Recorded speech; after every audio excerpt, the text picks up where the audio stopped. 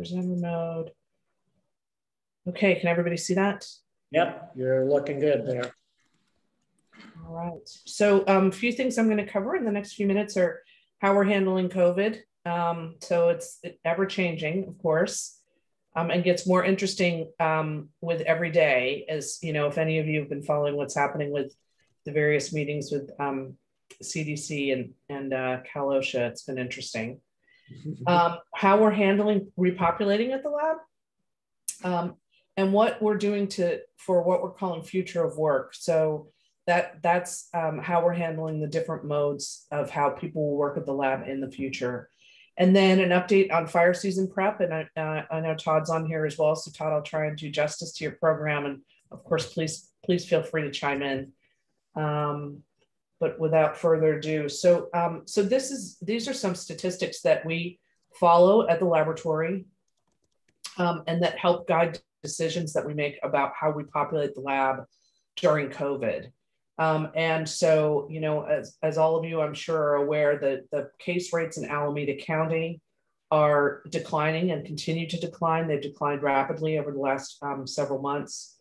The COVID positivity rate is 0.8%, which is the lowest it's been since the beginning of the pandemic. 78.6 of the population has had at least one COVID shot, 12 and over, and we're in the minimal category now. So in the 7 Bay Area counties, we're all in the minimal category except for 2 that are moderate. California in general has 66% of people have been vaccinated with at least one shot. And then LBNL COVID cases. So you can see here's a snapshot of what happened since December. So we had, you know, very few cases, but, you know, growing over time.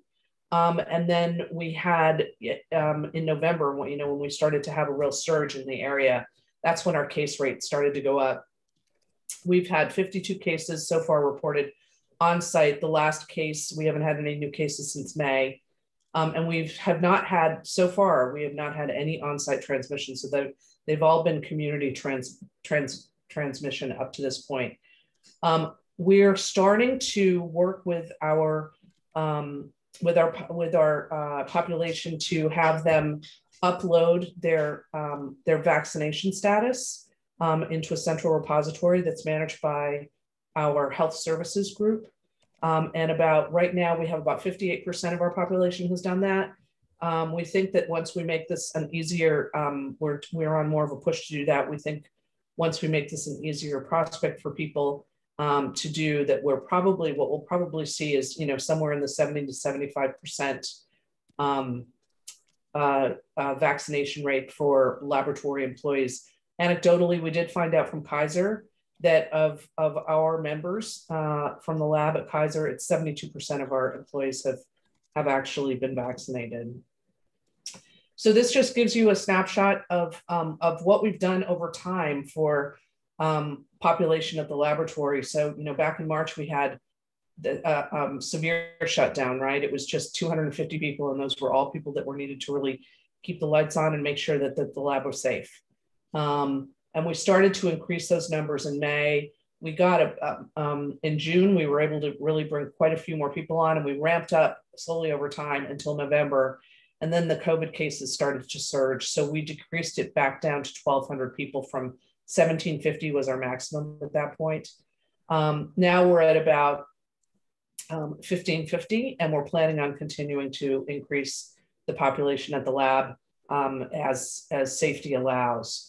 So, you know, we're really trying to prepare for, you know, safe occupancy and continue doing that. So we had done things like a building capacity study, a ventilation study, a space, you know, with space usage guidance. And so now as things are shifting, we're shifting that guidance to match up with what's happening with the community.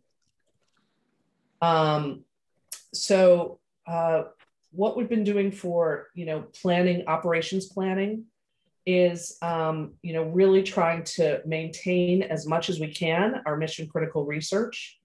And so we manage our access daily and weekly on site. And so we have 6 areas of scientific research. And each of those areas has a certain number of people that they're allowed to sort of bring on site. We track those and make sure that people have the access that they need. We have on-site testing for employees and affiliates. We were doing testing where we had a company that was coming in and actually physically doing the testing for people, but now it's self-testing nasal swabs. We have a company that we work with, and they pick those swabs up 4 times a week.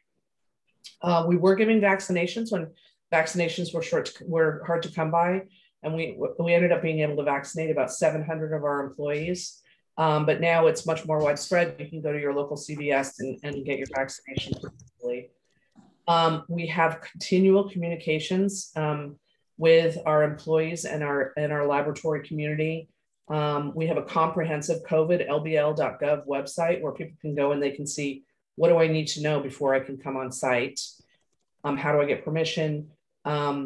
We do a weekly walkthrough program and to really help ensure that people are following COVID protocols. And then we report out on that. And people have actually been really, really great about it, about masking, distancing. We have something called our health pledge. And that's where we really appeal to people to do the right thing and keep each other safe in our community by following our COVID protocols, and asking people to daily check themselves for COVID-19 symptoms.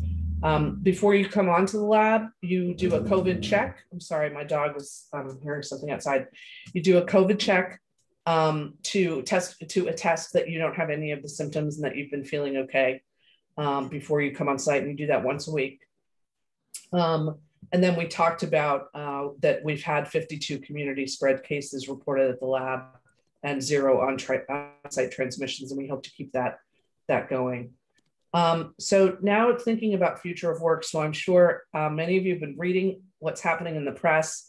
This is something that all employers are really grappling with, is how do they transition from the state that they've been in during this whole lockdown period and during the whole period of maximum telework back to something different, right? And what does that look like in the future?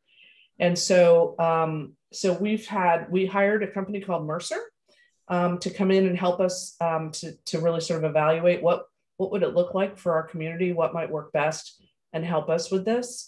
We started working with them back in December, but we've also done a lot of work on our own. We have a future of work working group. We've had interactive feedback sessions with over 900 participating employees at the lab. We've had detailed surveys, and we've gotten an 85% response rate from employees, saying, what's worked for them, what hasn't, what they would like to see in a program going forward. And that input we've given to senior management. We continue to do that. There are some pieces that are still outstanding, but what it's resulted in really is some future of work principles that came directly from Mike. And that we want to be able to continue to advance our research mission through a combination of different work modes. And those work modes, there are really 4 of those. So there will be an element of employees that will have to come back on site full time because of the nature of their work. There will be people that can continue to do full-time telework. And then there will probably be what we're anticipating will be a majority of people, which will be in a hybrid mode. And so that would be people who will come on site 1 to 4 days a week. And then we will also continue to have some full-time remote workers. So we have the difference between full-time telework and remote work is full-time telework is I live near the lab within 150 miles of the lab, and I could come into the lab should I need to. Remote is, I live in Indiana because I manage a node for the ESNet program, and I'm not going to be coming into the lab unless the lab flies me in for some business reason. But there is a business reason why I live out of state or live further away. Another principle is that lab management supports continued strategic use of these modes. And so we've had telework in the past, but before COVID, it wasn't really something that we highly encouraged. And so that is sort of a shift in mindset, and it'll be a shift in culture for our employees as well as our managers to be able to manage that effectively. We have 5 stewardship principles, and you can see those on my slide behind me. That we're committed to following our stewardship principles, and we'll work to sustain the health and well-being of all of the people who work at the lab. The directorate and then the operations organization that have subject matter expertise in developing our lab policies and processes will continue to develop and fine-tune these policies and processes so that we can enable these various work modes that we're focused on.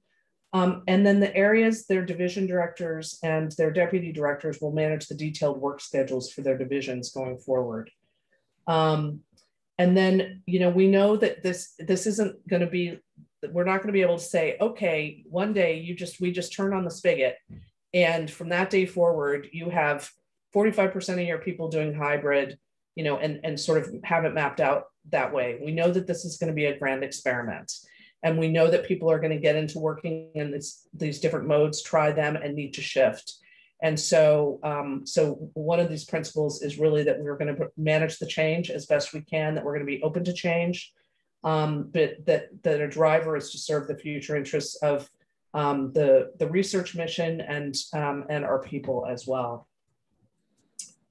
I know I've got some questions, but I thought I'd just finish this last slide, and then I could work through the questions that folks have.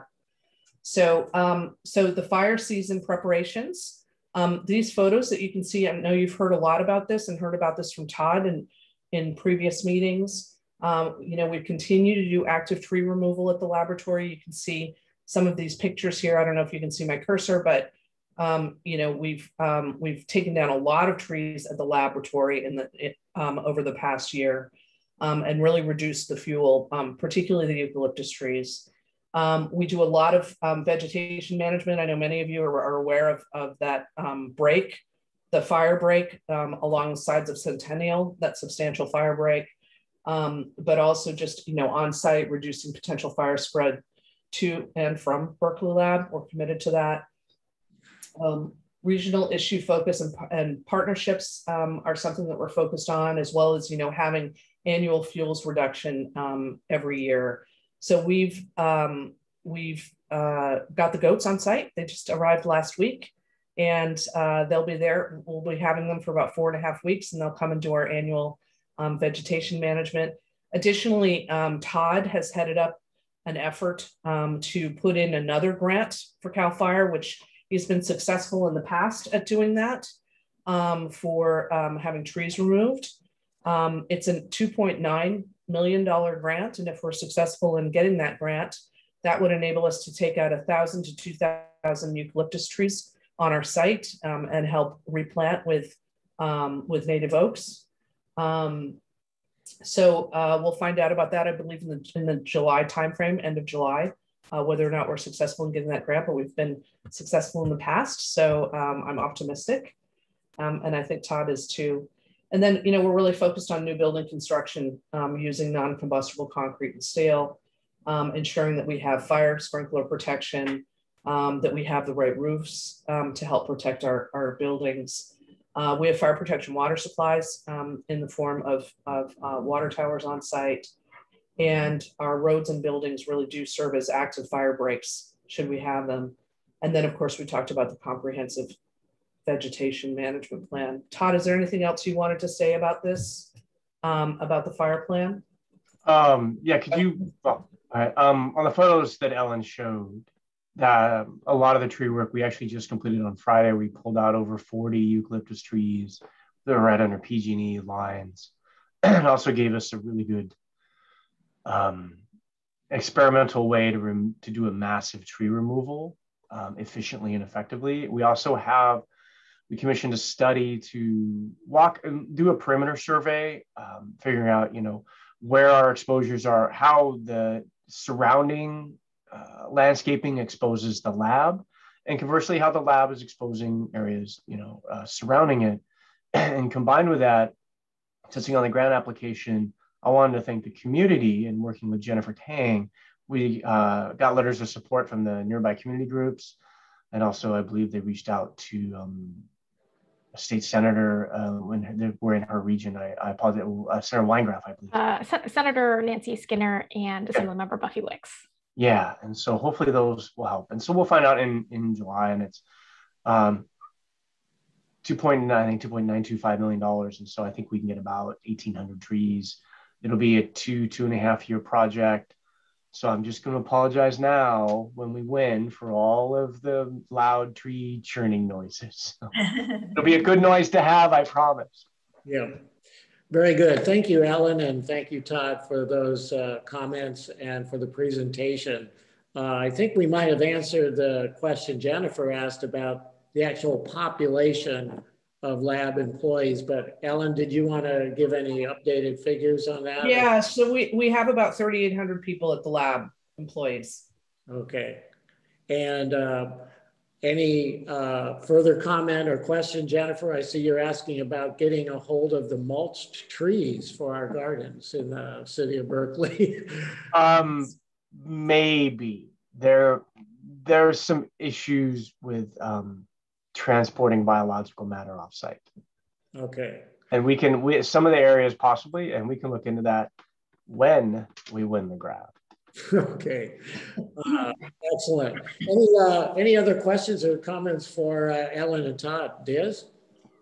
Question for Ellen on COVID. How do you tell if it's community spread or online or on-site transmission? That's a good question. So as soon as somebody exhibits symptoms and then or tests positive, then there's health services works with that person to get an understanding of who they've had contact with on site.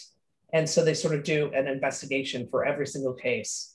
It's actually quite intensive to understand.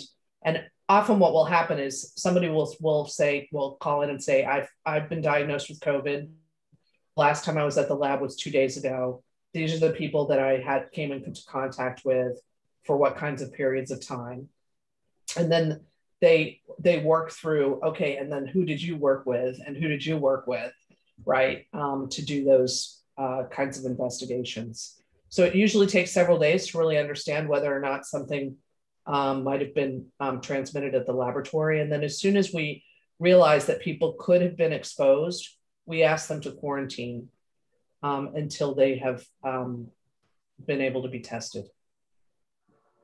All right, excellent. Go ahead, Rich, did you have a comment? Yeah, Ellen, I have two quick questions for you. One is the lab employee demographics. You showed the results for Alameda County, COVID rates. I don't know what the population distribution is for the lab population. How many people are from Alameda versus Contra Costa versus whatever?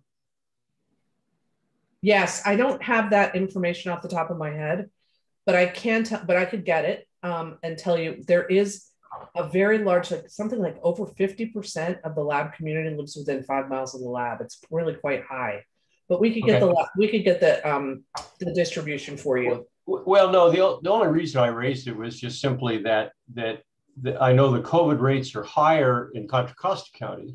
Sure. And also, I guess, in Sonoma County, right? Yeah.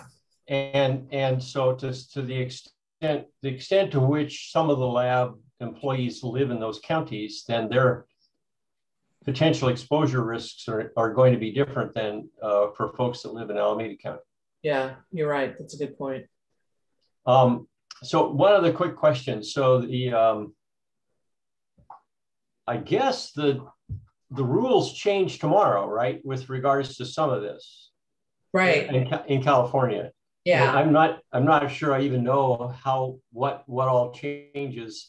I believe the one that everybody is thinking about is masks, but right. But it's probably beyond that. So how does that change, if at all, the sort of the going forward, the way the lab's going to think about repopulating?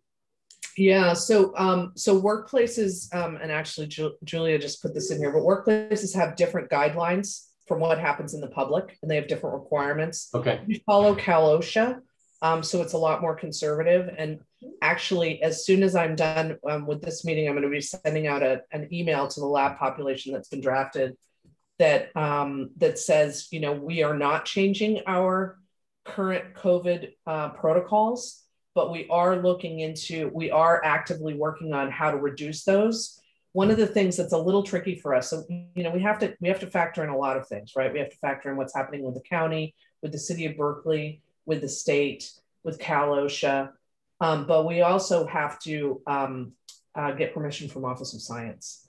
And so we're working with them on a plan to reduce our COVID controls over time, and trying to be as nimble as possible, right? Because it's incredibly frustrating for the scientists to not be able to come in and do their research.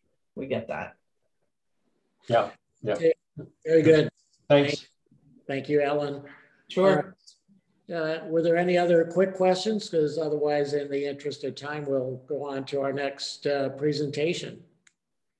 All right. So why don't we go to the feature presentation on infinitely recyclable plastics, and that'll be Brett Helms, a staff scientist with Molecular Foundry, and Corinne Scound, also a staff scientist and Deputy Director for Research, Energy Analysis, and Energy Impacts Division.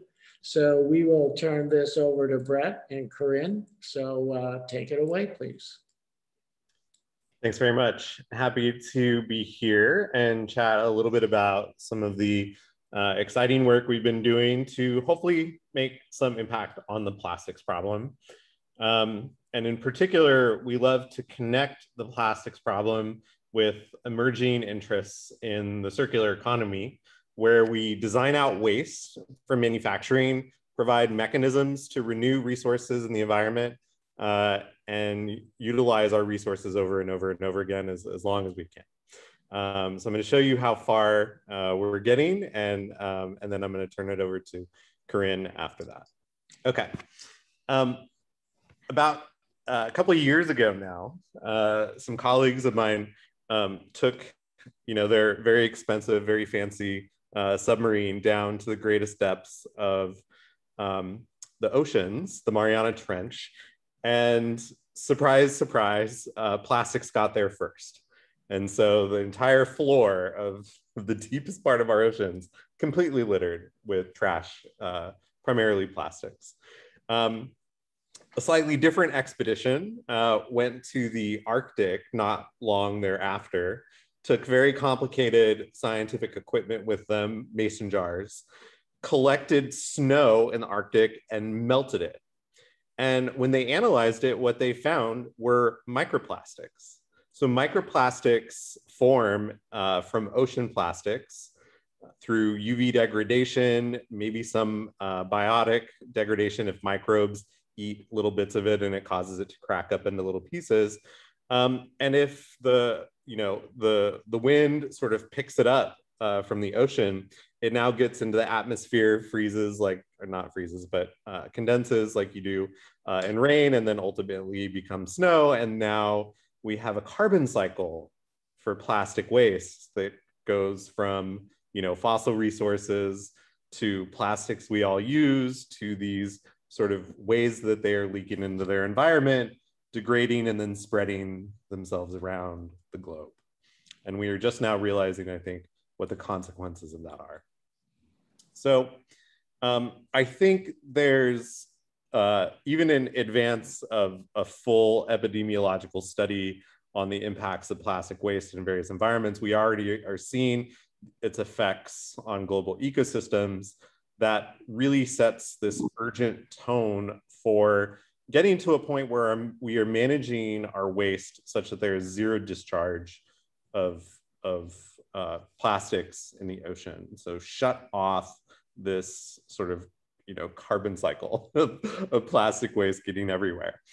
And this is a complicated subject, right? We start with the fundamental chemistry and what can and can't happen, but we very quickly get into recycling systems and even consumer behavior and the behavior of industry and how much everybody wants to work together.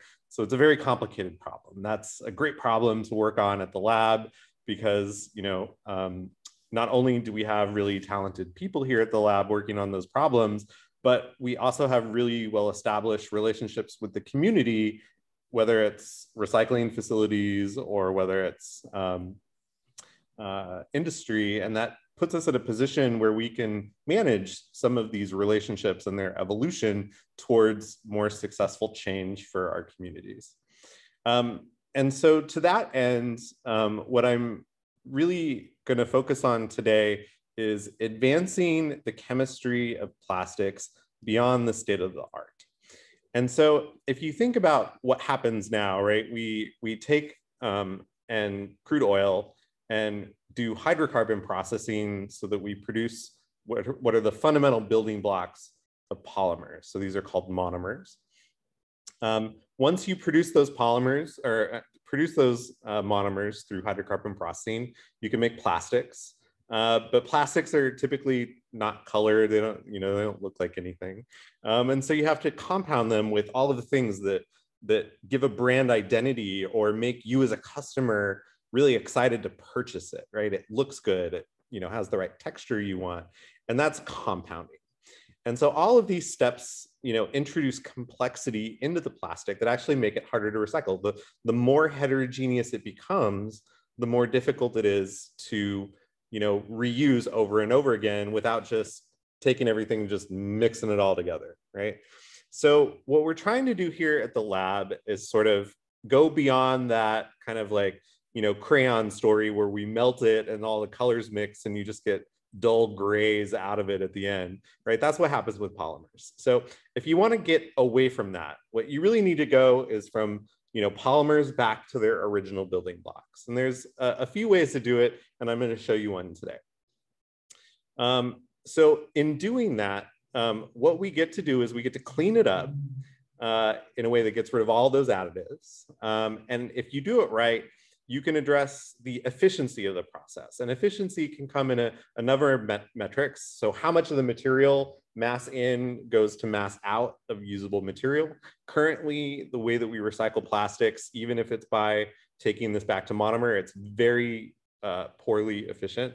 And so that means that within maybe 5 or 6 cycles of recirculating, you only have about 10% of the original carbon left in manufacturing. We also consider efficiency with respect to the energy it requires to make and break the bonds that take polymer chains and turn them back into the monomers that we can reuse for remaking the plastics, the exact same plastics that we got them from. And the final sort of intensity metric that we often consider is, what is the life cycle greenhouse gas emissions that are associated with the full round trip cycle by comparison to the conventional linear one that we have with single-use plastics. So here's just a snapshot of what we can do with some of the plastics that we develop in my lab. So we take plastics and we introduce them to an environment, a chemical environment that they wouldn't normally ever experience. So very high concentrations of acid. And within 12 hours at room temperature, so you don't have to heat it, you don't have to do anything, we get back almost 100% of those monomers. And that presents, again, an opportunity to lower that energy intensity associated with recycling, as well as recover more of the material that we can with these new polymers relative to the poor material recovery that you get with existing polymers. So this presents an interesting first observation. But we also know that, even in our own trash at home, right, there's a lot of heterogeneity in there. And so what if I want to recycle, that plastic with lots of other plastics that might be there because maybe we don't sort as well as we need to yet? And so it turns out that the chemistry of these allows for that to happen. So here we literally went around, the laboratory, we started, cutting up old CDs, straws and, pieces of nylon from someone's backpack. And we put them all together and we tried to recycle just our stuff from that mixture. And it turns out we can do that. And I show, from start to finish how we refine the monomers for remanufacturing, even though the waste stream is very complex. What we also said is that, polymers are polymers, but eventually when I buy, something from a specific company, like say Tide, right? I know that it's that bright orange, laundry detergent sort of container, right? So how do I get that orange stuff out? So what's common, right, is you get plastic and you grind it up, and that's what you get from a recycler at the end of the day. So what we did is we put a bunch of pigments together. We didn't bother sorting them. We simulated that grinding process, and we put lots of different colors all in the same sort of recycling stream. And what we were able to show is that regardless of the pigment that we added, we were able to use some simple chemical processes to separate the pigments from the actual polymer feedstocks, those monomers. And that allows us to now think about completely erasing the manufacturing history of a plastic simply by using clever chemistry. And this kind of goes in increasing stages of complexity. So if we have lots of different plastics in the same thing, anybody who has a water bottle will immediately realize this. You have polyethylene terephthalate as your bottle, but you might have a polyolefin for the lid. So in many cases, you might have some polymers that are some products that have several types of polymers that are all present. And what we've been able to demonstrate is that regardless of the need for putting several plastics in your products, we can actually design the chemistry of these new polymers such that you can recycle them at different stages. So for example, if I have a black pigment in one of the plastics and I have a gold pigment in the other, what I can do is I can first recycle the one with the gold pigment, and then I can recycle the one with the black pigment, and I get completely decolorized materials on the back end. And so this allows us a lot of flexibility in terms of how we recycle, but we use the same recycling infrastructure regardless of the complexity of the product that we are recycling. And that has a benefit of simplifying the recycling infrastructure that we would have at a materials recovery facility. We don't have to develop new processes for every polymer. We just use one common process for many polymers that have distinctive characteristics embedded in them. Okay, I'm gonna leave it at that, but this is a lead-in slide to Corinne's talk, where she's going to address in more careful detail how close are these, to delivering on the dream of, circularity and sustainability, but also provide opportunity for an early market entry so that we can bring these solutions to the world, ideally. So I'll stop there. All right. Thanks, Brett. Should we pause for questions now, or should we just go straight into my talk? Yeah, I was going to say, oh, Daniel, I think you might find me. I was going to say, why don't we see if anybody has questions now? We can answer a few, and then Corinne, have you dive into your presentation. Any questions for Brett before we move on to Corinne? Fatima? Or you're applauding. Okay, very good. Any questions at this point? Comments?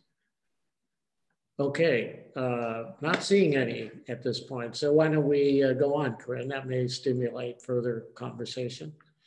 All right. So Brett has given you the deep dive on his chemistry and some of the challenges with kind of getting to more recyclable plastics. And I'm going to zoom out a bit and talk broadly about sort of, different strategies for addressing the plastics problem. And then we'll talk about some of our results that are specific to the work that, that Brett has been doing, the PDK polymers he's developed.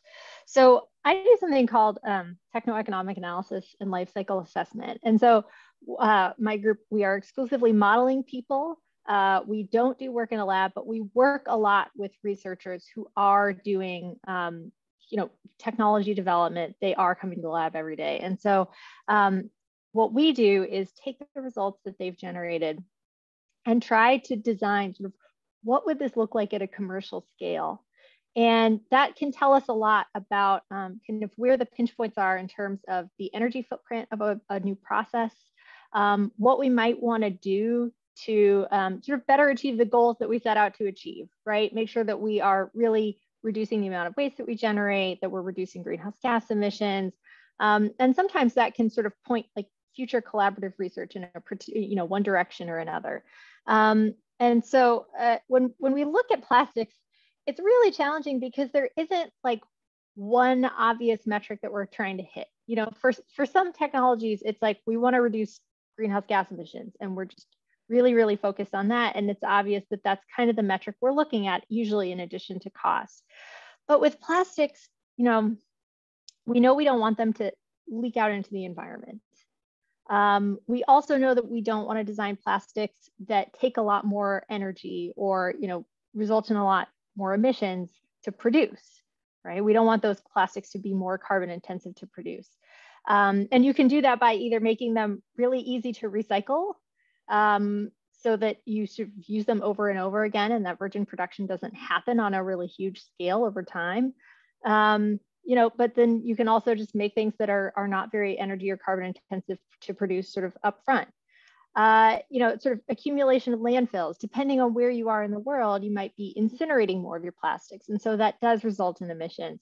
In some parts of the world, we export recyclables, and people will sort of burn the low value, do like open burning of low value materials like plastic waste to get at higher value, metals, stuff from e-waste, for example. So it's a tricky problem to tackle because there are so many different issues that are all sort of wrapped in, and sometimes it can be difficult to tell, sort of parse out like what are we trying to solve here. So I'm going to try and kind of get into some of the solutions that we look at. So if we're trying to address plastic waste, one thing you can do, and you guys are probably all familiar with more compostable plastics, right? PLA, for example, you've probably used PLA somewhat recently, polylactic acid. That is a plastic that will break down more quickly in a composting operation, certainly than sort of other typical plastics that you might use. You might have non-plastic substitutes, so like paper straws, paper cups, something like that. There are biological routes to degrading even plastics that are not, considered compostable. So they found a novel enzyme, PETase, in a Japanese landfill. Like basically, if you have this material long enough, biology will find a way to break it down. Something is going to want to eat it. But that something might be really slow at eating. You can design new plastics and introduce those into the market. And so in that case, you're dealing with sort of a lot of different potential kind of specifications, preferences for aesthetics. So introducing a new plastic can be really, really useful. It can also have some challenges because we use plastics for so many different things. New plastics, drop-in replacements. So we might want to like make them out of bio-based materials, and then infrastructure investments. So maybe we just do a lot more sorting, or we do more source separation, or something that allows us to get more of our plastics back. Right now, we only recycle less than 10%, about 9% of the plastics that we generate end up being recycled. So, if we're going to develop, for example, a novel polymer, how do we know that we are accomplishing the goals that we want to accomplish? Well, there's sort of different contexts where we have to look at the performance. What happens to it in a materials recovery facility? We call it a MRF, a sorting facility. Depending on the size and shape of what you're actually making out of it, that may play a bigger role in dictating where it ends up in a MRF than the actual material itself. But we can also look at things like its signature in near infrared NIR optical sorters that they use at MRFs to say like, well, does this signature look too similar to any of the plastics that we use now, where it would end up being a contaminant in that stream? We can also look at how compostable plastics degrade, or biodegradable plastics degrade in different environments. So there's commercial composting, of course, but then there's home composting. Does it break down in your home compost? What happens if it ends up in the ocean? Does it break down any faster than any other plastic, or does it really offer sort of no advantages relative to sort of non-biodegradable plastics? And then what happens if it ends up as a contaminant in organic waste handling systems? So my group worked closely with an anaerobic digestion facility in San Jose. It's a really large facility called Zero Waste. Well, the company's the Zero Waste Energy Development Company. And we saw firsthand that, one of the big issues with plastics is like, it ends up as contaminants and everything else. So they have a huge number of, chip bags, trash bags, a lot of film plastics end up contaminating organic waste streams that we might want to do something with, like generate biogas or compost them. And so kind of understanding the degree to which those break down if they end up in an anaerobic digester. So we've been kind of bringing my group's modeling work together with some of the folks who've done testing for sort of accelerated weathering. And historically, they've done that for cool rooms, right? They wanted to understand how like those, PVC, like light colored roofing would weather over time and what that would do to its reflectivity, like its albedo, the ability to sort of keep it cool rather than absorb heat.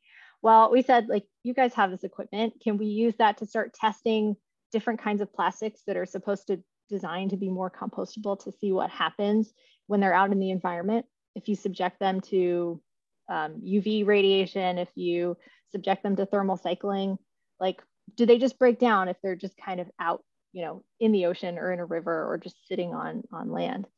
So we're trying to build up some of those capabilities as well.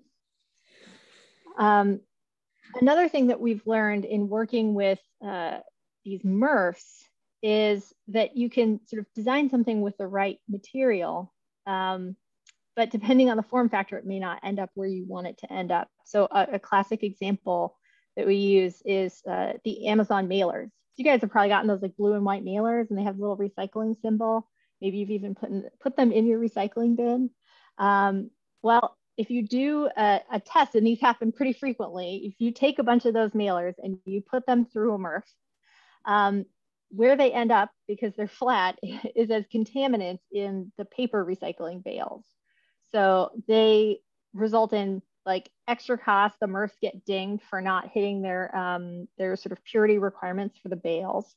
And so it was a huge effort at Amazon to shift away from the HDPE mailers that you see, those blue and white ones, to paper mailers. So they were like, well, if we're going to send flat mailers, they basically have to be paper if we want them to end up where they should end up.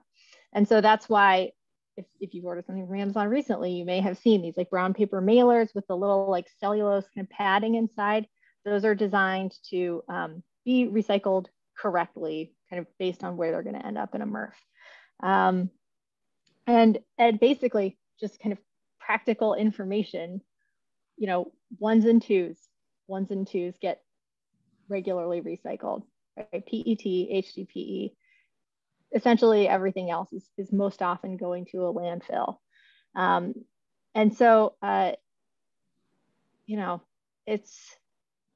think if we can get to a place where we're using material that's easier to recycle, and where we're focusing on products that are easy to recover, and then the things that have form factors where it's really not easy to recover it in a MRF, sort of shifting towards something that is maybe biodegradable, we can have this kind of piecemeal approach that that sort of tackles the problem based on what kind of infrastructure we have. So in collaboration with Brett, we've been kind of looking at these PDK polymers from a life cycle perspective. So end to end, you're extracting the raw material, you're making the polymer, it goes through a use phase, and then kind of what happens on the back end. And we have to simulate each of those and then figure out the sort of costs and the life cycle greenhouse gas emissions associated with each of those steps. And so this is kind of what the synthesis process looks like. I'll spare you the details. You've seen Brett's much nicer figures. But basically what it comes down to is these are interesting materials because they're not cheap to make sort of the virgin PDKs, right? With the discovery-based chemistry. When you sort of do something in a lab and then you say, well, what if we scaled it up commercial scale? It's usually pretty expensive when you're first starting out. You go through many rounds of like optimization before you get to the point where it's sort of commercially viable. So that's fine. We understand that. But basically, it's sort of more expensive to make virgin material, very cheap to recycle it, right? Basically cheaper than anything else we would compare it to. You know, polyurethane is kind of what we're targeting for replacement. And so you can see it's considerably cheaper to recycle PDKs than it is to make new polyurethane. And that's a great thing. It's also less carbon intensive than not only polyurethane, but also PET and HDPE. So what we kind of, I guess where we've landed with PDKs is that you have to get most of it back. You have to get almost all of it back. And so the analysis has kind of guided us to a point where we want to target products where it's not going to go in your recycling bin, because we know if it goes to a MRF, your recovery rate is not going to be what it needs to be initially. So things like automotive applications, like bulky, either cars, furniture, where they have a separate system for recovering those materials. You could implement a take back system reasonably and get those back so that perhaps even the company that manufactured the original material can do the recycling. So that's kind of where we're focused. And then there's the question of product lifetime. So you kind of get this virgin or primary material out into the market, and you have a period of time where it's kind of in use and you're not getting it back yet. And so one of the other challenges for sort of jumpstarting, you know, commercialization and large scale production of something like this is that you're going to have to make some initial investments in the more costly virgin production before you get to the point where you start getting that material back and you can recycle it and you sort of level off the costs close to, you know, what it costs to just recycle it, right? You're not making very much virgin material. And so I think that's kind of led us to say, well, you know, having a gap between the cost of like producing virgin material and the cost of recycling that's a good thing. That's definitely an incentive to recover it and recycle it. But you don't want that gap to be too large. And so we started working with Brett's group, and in a matter of months during the pandemic, they were able to make progress toward bringing the cost and the greenhouse gas emissions down for this, for the PDK material, like by a lot, a really staggering amount. And they developed a new process that eliminated one of the most costly and carbon intensive chemicals used in the process. And so I think we're a good part of the way there, and it's early days, but it's a really exciting project. And yeah, I'll take any questions you have. All right, very good. Thank you very much, Corinne, and again, Brett, for your presentation. So we have ample time for any follow-up questions, comments from any of you. Anything to put on the table here? While you're thinking of, well, I have one for Brett and Corinne. Just where we are now, what's better to ask for at the grocery store, plastic or paper? A real practical question. Well, based on your research and where we stand right now with the situation we're in. Well, I mean, you should really be using your reusable grocery bag. The answer is neither one. It's a trick question. That's right. But if you don't have a bag, then which one? And, you know, this is a really classic like life cycle assessment question that's been studied decades ago. And generally the issue is you might use like 2 plastic bags, but 1 paper bag, right? So it's not like a one-to-one comparison. But I think people tend to reuse paper bags more, and paper bags are more recyclable. So I would err on the side of paper, but prior studies have shown that it's a little bit of a toss-up.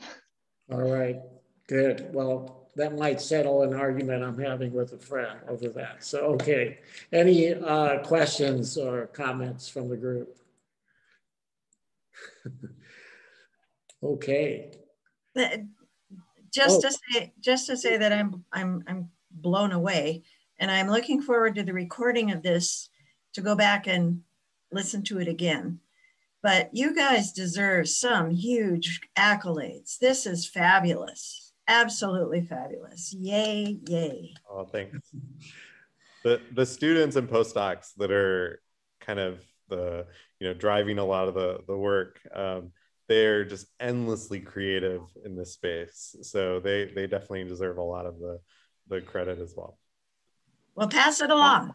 Yeah, Yeah. We'll definitely report back. And I'll say that the postdoc who was working on the analysis portion of this project got hired away to the sustainability division at Amazon, and she is now working on packaging for Whole Foods. So we're really hoping that when they go on to bigger and better things, they remember what they learned and they try to really have an impact.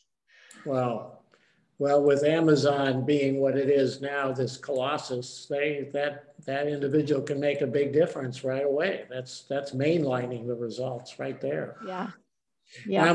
Liz, you mentioned the recording, and I was going to remind everyone we do record these for later playback and viewing. So as you know, when you sign on to the meeting link, but it's a good resource. We have quite a collection. This could be the next podcast or YouTube sensation. So we should think about that. Any other comments here this evening? So I've actually got a question for Corinne and Brett. You talked about this technology being a little early days still, with adoption potentially, when do you think we might be able to see something like this in the market? Yeah, so Corinne and I are working with various partners to, not just do fundamental stuff, but also the scale up efforts. And so actually we have some proposals due this week, endeavoring to move in those directions. And I think that it's important to really, when you discuss with interested parties, like, hey, we saw this new discovery, how can we get some material and start playing with this? I think you get to the crux of now scaling is the scaling science, right? Is now something that emerges as very important, right? So if I have to hand a bag of stuff to people to go play around and make plastic bottles out of, right? You need to be able to hand them stuff. And I think that it's interesting, for the lab to consider, how far does it want to push, right, into making those relationships possible through the development of infrastructure that helps us move things from the lab closer to that important handoff. And I think that the emerging interests in manufacturing from the current administration are things that have kind of elevated that to a really important status, and one that's really sparked a lot of interest across the lab in really, thinking about, what are these infrastructure items that we can begin to put together, right, to help us, move some of these ideas in the direction that they need to go. So it'll be exciting to see how those efforts blossom over the next few years. Okay, very good. Thank you. Any other questions, comments, Rich? So my touchstone for at least part of understanding part of the plastics recycling problem is El Cerrito's recycling center, which is a nicely run operation. Even though I live in Berkeley, so they won't take my fluorescent tubes, for example. I have volunteered there on many occasions. I've moved giant things of waste in different places. It was pretty fun. But one of the things that's happened over the last 2 or 3 years is the market has collapsed. Yeah. And if there was ever a market, if it wasn't just being collected and then turned into landfill someplace else, but the market has really collapsed for a lot of. I mean, you can't, for example, take blocks of styrofoam to them anymore. You used to be able to do that. Plastic film, you can't recycle plastic film with them anymore. And in fact, I'm trying to remember exactly, but I believe they stopped taking HDPE. That's milk cartons, milk bottles rather, a gallon milk bottles. Number 2. And so what that indicated, anyway, the story, the point of the story is just simply that it seems to me that there are market forces behind a lot of this stuff that work in very strange ways that I mean, I don't understand at all, of course, but, my sense is that some of these things, maybe we were never properly recycling them anyway, and they just somehow wound up being collected and then never reused. But my sense is that the market for this stuff is just crazy and bad right now. Our ability to export recyclables has been diminished. There is and you know, if you go to a MRF, they'll talk about it a lot, right? They'll talk about the national sword policy that's basically limited the amount of sort of contaminated recyclables that we can export to other countries. And so, yeah, that has impact. That combined with low oil prices has negatively impacted the market for plastic recyclables. And so, you know, their sort of driver of value is the fiber bales, and everything. A lot of what they do is aimed at reducing the likelihood of contamination in those fiber bales, because they can only have a few %. And things like film plastics, anything that looks like paper, like put it in the trash. Film plastics, if you put it in the recyclables, most likely it'll end up contaminating the fiber bales. And so I think that's the main thing I learned. It's like 3-dimensional packaging is good as long as it's 1 or 2.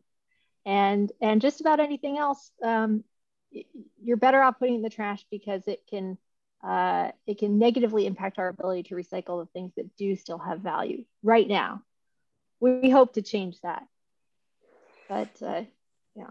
But see, that's a point, just to pick up on that, that's a point that you don't hear from municipality, I mean, Berkeley or anybody else. They don't stress the fact that right now, the viability of some of those recycling streams is really negatively affected if you aren't careful about what you put into that stream, right?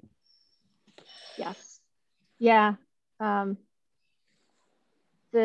messaging is definitely a challenge, and I think it could be more of a challenge, you know, in a landscape where sort of values for things are shifting. So maybe it would have been more advantageous, you know, 5 years ago, and now it's not.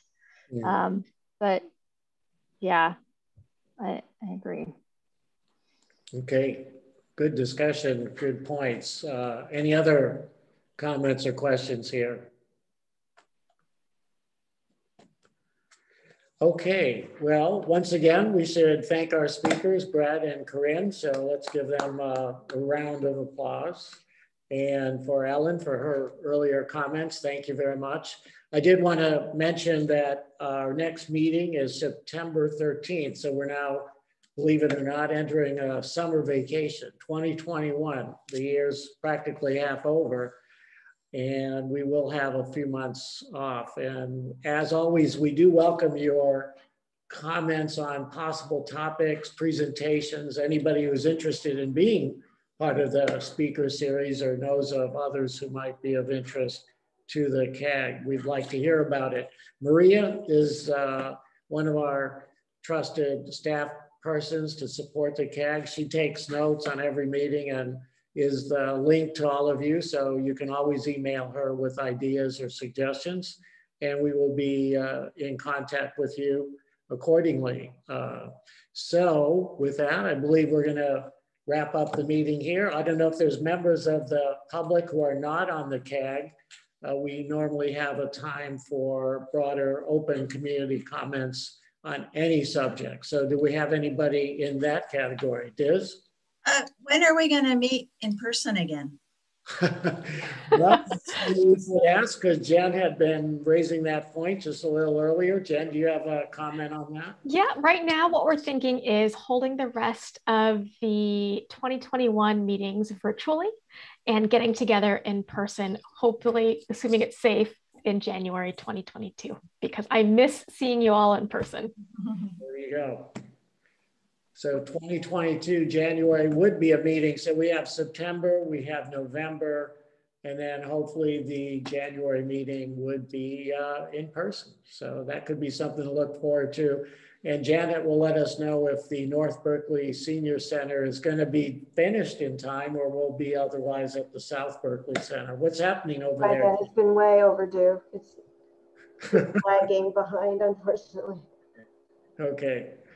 All right. Well, thank you again for coming out this evening, and we'll see you. Have a good evening and a good summer, and we'll see you in September, as the song goes. Okay. Take care, everybody. Thanks, everyone. Have a good evening. Have a good one.